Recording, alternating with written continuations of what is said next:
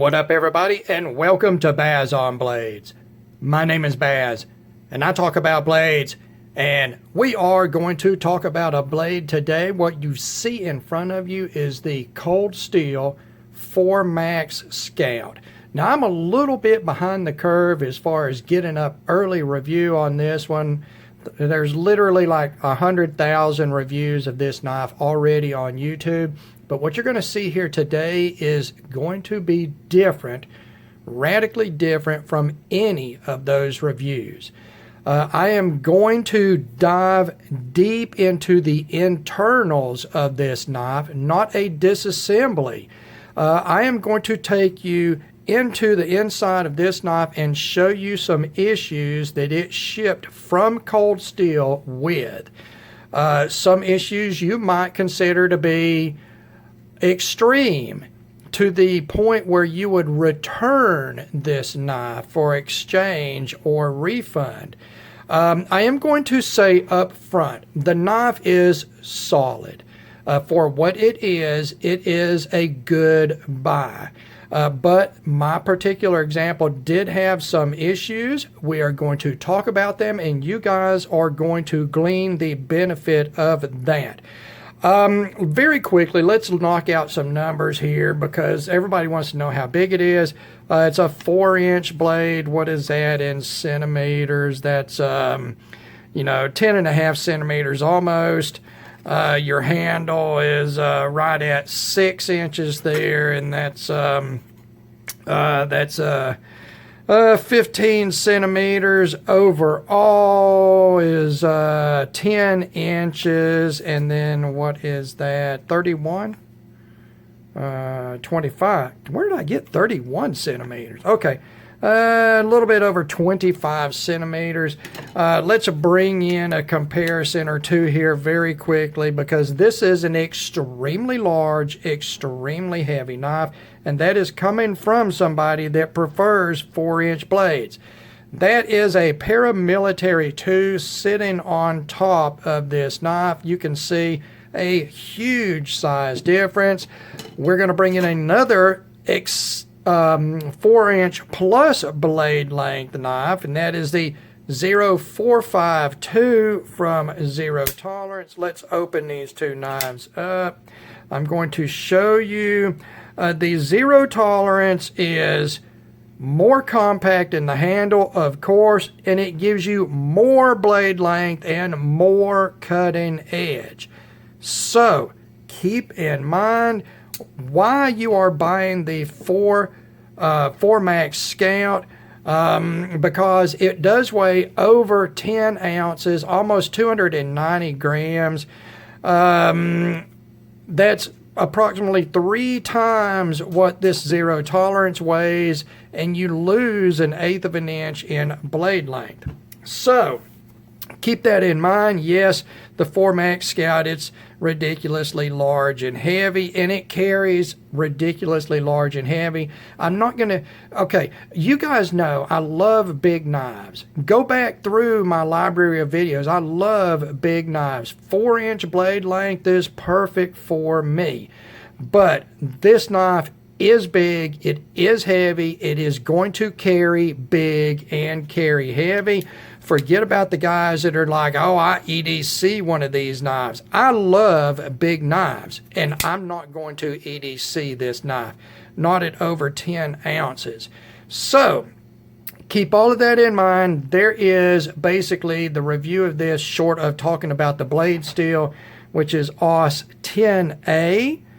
I have no issues with that at this price point at all. 10A is going to perform like VG10 basically, an extremely well heat treated 440C, in that range, approaching the 154 cm sort of performance range. You'll notice as I start disassembling this knife that all of the screws have blue Loctite on them. Very well done there. It was easy to disassemble to a point. As far as getting the hardware off of it, oh, come on, hardware. As far as getting the As far as getting the hardware off of it, not a big deal once you find the hole. Not an issue there. All of the small body screws, which are T6, the pivot is T8, all of these have to come out.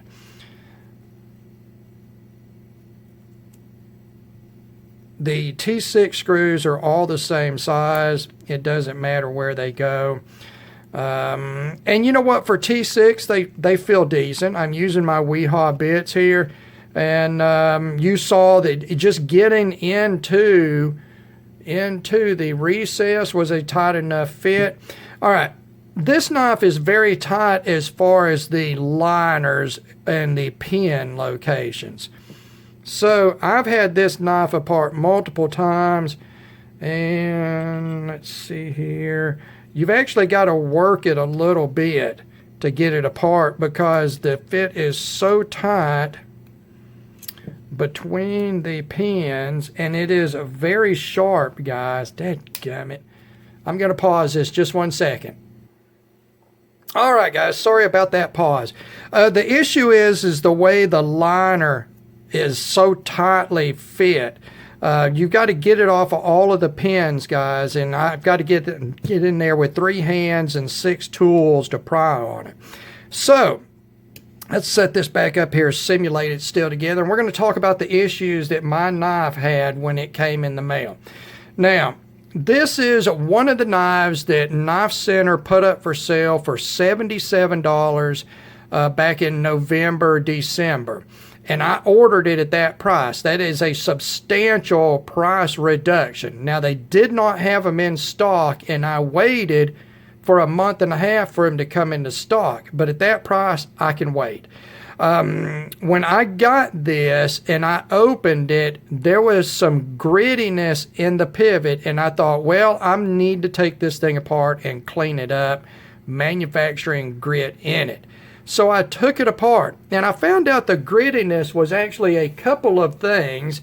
One was that you can see right here on the inside of this knife, we've got our pivot bushings here, our washers. This washer right here did not come with this knife. When I took this knife apart, it had a set of washers, standard 1 phosphor bronze, 1 paper thin nylon on one side of the pivot. The front side, on the back side, it had no washers at all. The blade was riding on the frame on the back side. Whoever assembled the knife did not put the washers on one side of the pivot.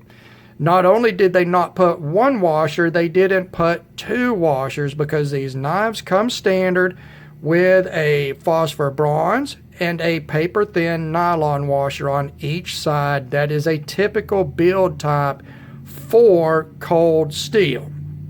So, strike number 1. Now, this washer right here, I pirated from another knife, and it is not the right thickness, but it did have an ID that would work, and it was within about 5 thousandths on the thickness. So I put that in there to make sure that this knife was going to work. Now, let's take a very quick look at the triad lock system. Components are large, heavy duty for this lock.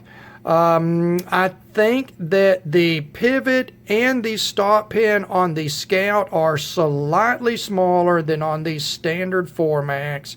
I think in normal use, it's a non-issue there. All the components are heavy duty. The spring's heavy duty. Nice, super deep plunge and contact area on the lock. Big stop pin. You can see it. Both the blade and the lock are sandwiching the stop pin. There is the strength of the triad lock, along with a heavy spring in it and a nice deep engagement area. Also, I don't know if you can see here, but the way this hole is cut in this back lock, the rocker mechanism, it does give room to move to accommodate wear up at your lock. So it's a good design, Andrew Demko design, no faults there. The big thing is when the knife doesn't ship with all of its components, that is an issue, and that's not the only issue with this knife. Now you can see on the back side there is a phosphor bronze washer, and then on against the blade there is a paper thin nylon washer. And when I say paper thin, guys, it's paper thin. It's, you know, there's not much to it at all. So the backside originally did not have a washer. These washers were on the front side, and I came in and substituted another washer. Here you can see the ID is the same. The OD is slightly smaller on the one that I substituted, and of course the thickness was off by about 5,000. So I went to USA Knife Maker and bought some washers. Now, they do have pre-cut phosphor bronze, black nylon, white nylon, all kinds of roller bearing, thrust bearing, just everything you need, and a nice wide range of sizes. You can see these are 15 thousandths by 1/4 inch ID, by 625 thousandths. What is that? 5/8 of an inch? 5/8 of an inch OD. That is a little bit bigger than the OD on the factory washer, and it is approximates at 15 thousandths thickness, the same thickness of the factory washers combined. So as long as this washer will work and will clear on the OD every aspect of that lock, and that is as close as the lock is going to get to that washer. You can see here there's plenty of clearance there. I think we will benefit basically from the increased surface area of the slightly bigger washer, the slightly bigger than factory diameter washer. So let's see, inside, outside. These washers are well punched. These from USA Knife Maker, they're well punched. There's barely a burr on the punch side. They're not polished or anything, but you can see the finish here. I'm going to put this together on camera, but I may take this back out and hit it, you know, scuff it, circular scuff it on some 2000 grit paper. But I'm just going to leave that in there. Now, of course, I'm not going to have the nylon washer, but that's okay. There's still more we have to look at here. There was also an issue in the blade. Now, I want to show you this corner right here. Look at this, how much that is worn down. Now, this blade is not stamped from what I can tell. It has been wire EDM or water jet cut, it looks like. So I think this is from, I don't know, there could have been a burr there from machining. They went to buff it off and buff too hard, but I see this corner is rolled just a little bit also. I'm thinking this may be in the finishing. This is stone washed, and I don't know how they progressed doing their stone wash finish, this sort of satin stone wash, so I'm not sure. But I would say that's been rolled off in the finishing process. Everything else was pretty doggone decent, except this back side of the notch here, the mating surface for the lock. Both sides right here, you can see it may be a little shiny on this corner. That's because I had to come in with my file set and remove a sizable burr from right here and the other side. I just basically touched off on that corner and took that burr off. That burr was bad enough. Let's see if I can, where was it rubbing here? There is a rub mark right here, a radiused rub mark. That is where the burr on the back side was rubbing on that liner. Now, of course, remember, on the back side there was no washer. So it was a combination of a burr being there and the washer not giving it the offset and the clearance. It was rubbing. That's what I was feeling as the dirty feeling, because the pivot was actually pretty clean. So what we've had so far is it was assembled missing parts, missing 2 washers, both the phosphor bronze and the nylon washer on the back side of the blade. The blade had a burr on it in 2 places that was enough to make contact. Let's see, we've got this funny material roll off here where it's been worn away on this side, not on the other side. I'm going to say that's in finishing, and that is, you may see it if you're looking for it, but it doesn't do anything to the performance of the knife. It doesn't mess up the lock-in or anything. It affects the performance 0. That's just going to be, I was in a hurry to buff something off here and hit it too hard on the buffer, something like that.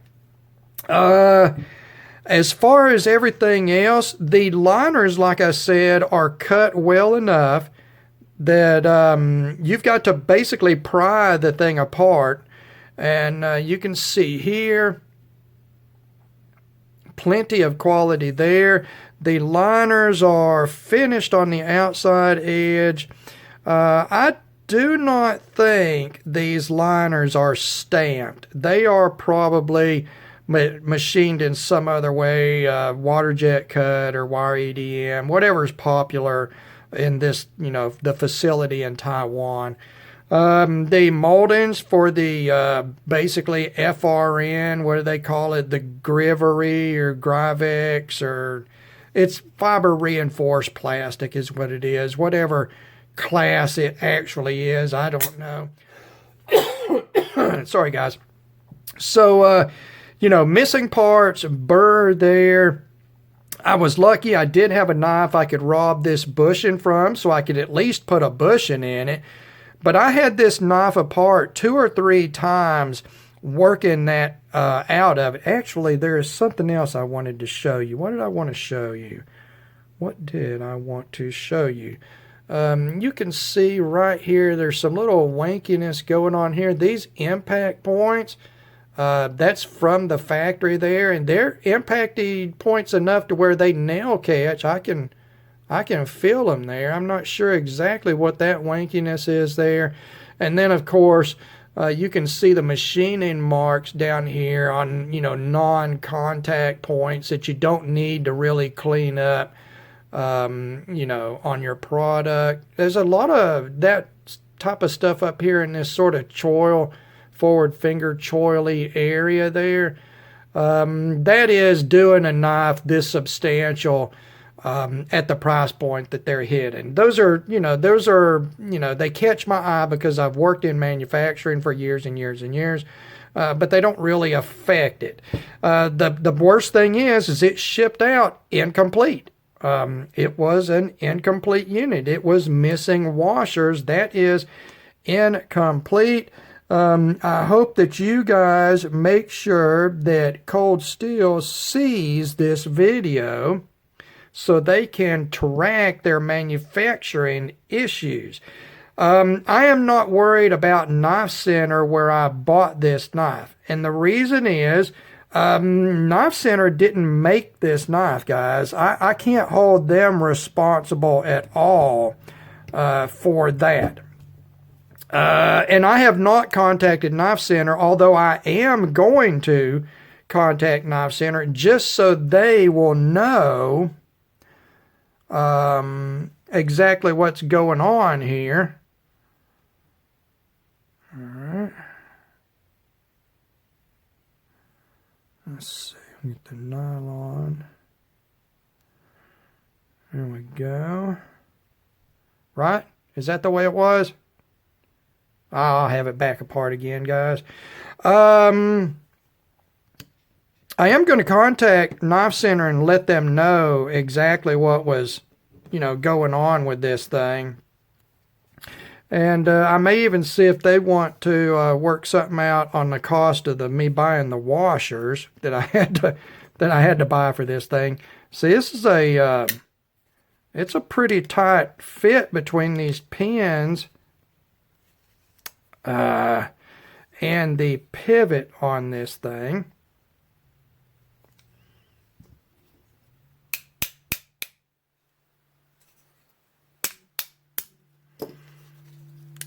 On that liner, guys, it's a pretty tight fit. I mean, you can hear it. I'm having to work it together here. Let's make sure everything's everything.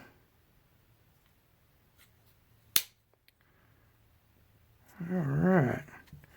Put this scale on. Now, I may have to work out centering issues on this. You never know, guys, when you start going with non-factory spec parts on a knife. And by that I mean, a knife missing washers that you've got to go and grab washers on the aftermarket to fix. And I know a lot of you are right now, you're saying, well, Bass on Blades, just send it back. Well, you know what, guys? I'm pretty handy, even though it may not appear right here since I'm in front of camera, but I don't mind working on things. And you never know if I'm going to need a pack of 15 thousandths, quarter-inch ID, 5/8 inch OD washers down the line. I mean, you never know. I think 15 thousandths is probably a pretty common washer thickness in modern knives, so you never know when that will come in handy. And washers are cheap. Now I had to buy a minimum of 5 sets, but they were 39 cents a set. Okay, 39 cents with shipping and everything. It was only about $6.50. I used 1 washer, so that means I've got 5 15 thousandths, quarter-inch, 5/8 inch washers left over that I can use in the future to repair something or to make something, although I have no plans on trying to make any folders anytime soon. Are you shitting me? Where'd that go? Okay. Guys, I'm sorry. I don't have my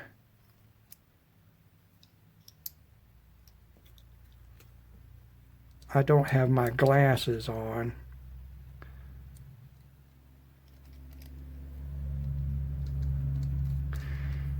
All right. Let's get this thing back tightened up.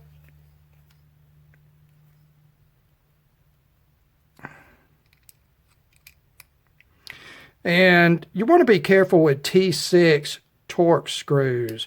They are so extremely small. Even with high quality tools and high quality screws, they are still very small with very low levels of contact as far as for your tools.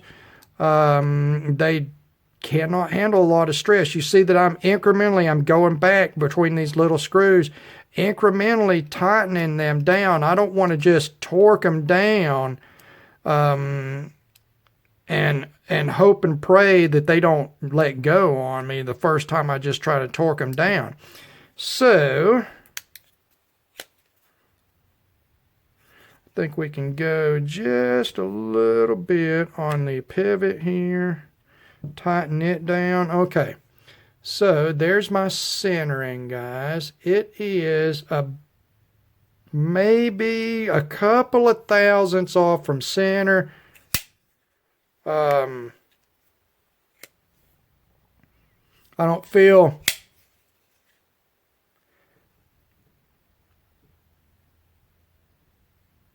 Yeah, I'm torquing on that pretty good, guys. All right. The only thing that I see right now is you can see on the right-hand side this gap that runs down between the liner and the lock bar here is a little bit gappier than the other side. Just the slightest bit. And what that is in the thickness of that nylon washer. I could not, that washer was, it was just like the thousandth, a thousandth and a half. It's a liner basically is all it is. I don't even know why they do that actually. They may just use them as to fine tune pivots. I don't know. But here we go, back together. Just a little bit of shake and it's dropped shut. 4.8 millimeter blade stock thickness, if I didn't mention that, guys. It is heavy duty. The liners are nice and heavy. There's a reason this knife weighs more than the regular 4-max, and that is because this knife uses steel liners and steel pocket clip, where the regular 4-max uses titanium for both. Let's get all the rest of this stuff out of the way here. Again, guys, check out USA Knife Makers. They just sent this sticker. I didn't even ask for a sticker. They don't know me from jack crap. I'm not endorsed by them or anything, but they've got what you need. They've got what you need regardless of whether you're a USA Knife Maker or you're just Joe Blow that just needs some parts to work on a knife. So, we're getting pretty long on this. Let's talk about the 4-max Scout. It is a big, it is heavy duty, it is the 4-max design, cheapened down a little bit. Cheaper blade steel. The originals were in 20 CV. These are in AUS 10A, AUS 10A. And then the sort of fiber reinforced plastic instead of G10 that came on the regular 4-max. Steel liners rather than titanium liners. So there's some cost cutting to get you into the Demco designed 4-max at a much lower cost rate. We're talking a third of what the original 4-max sells for. And you saw there's some machining marks and whatnot that do not impact the way the knife performs in feel or lockup. Now, the burrs that were on the plunge part of the cutout for the lock on the blade, the rub there was because the washer wasn't in there, of course, but I went ahead and cleaned that burr off. That's one of the main reasons I keep small files. And you know what? The knife is almost perfectly centered. It's got extremely solid lockup. No huge issues anywhere that I can see other than missing parts. That seems like it would, probably be a little bit of an issue, I would think. Missing parts in something. And I don't know, guys. Can I recommend this knife? I think, if for the price I paid, $77.95 or whatever, then yeah, everything's good to go. Because even with the $6 in washers, I'm still well below normal market price of $110. Is the knife worth $110? I think in component worth, it's at that price point.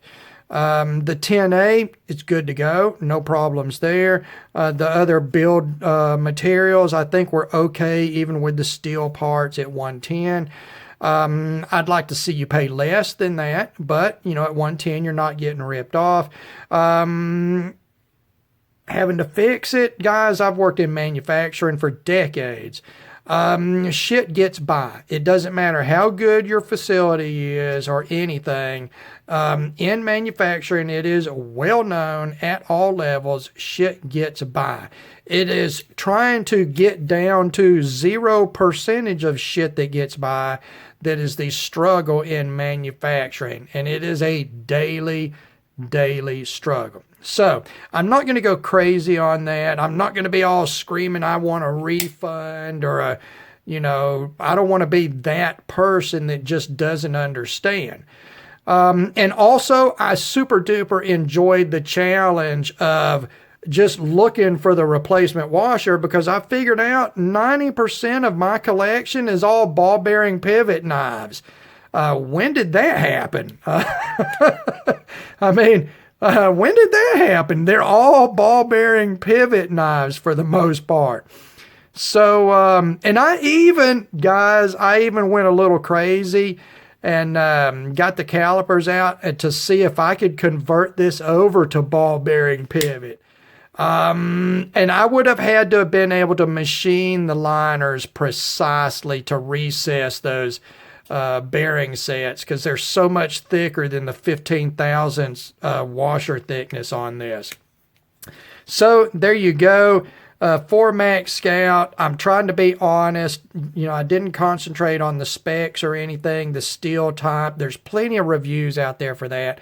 I wanted to be super duper honest about the quality of this knife. Now, this knife was bought by me post GSM buyout of Cold Steel, but I do not think the production is post GSM, so I'm not going to put it all on that either. All right, you guys make up your mind, see if you can get a deal on one, and be prepared, okay? And as always, I thank you for taking the time to watch one of my videos. God bless all of you, and we will talk to you again.